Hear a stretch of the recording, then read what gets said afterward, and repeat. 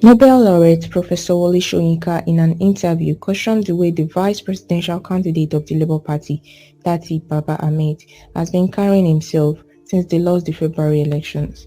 Soyinka maintains that the utterances credited to Baba Ahmed sounds fascist in nature and should not be heard from a true Democrat.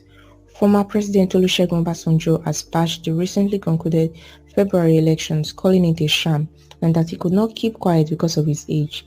The former president also begged Nigerians to live in peace instead of hating on one another. The Presidential Transition Committee has already begun working on the way and manner it will hand over power to the next dispensation.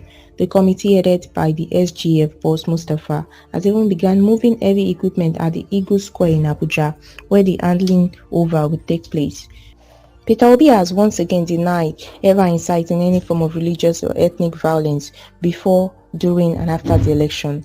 The former governor, in a public message on Twitter, also accused the federal government of trying to force him to leave the country. Do you consider Datti Baba Ahmed's statement fascist?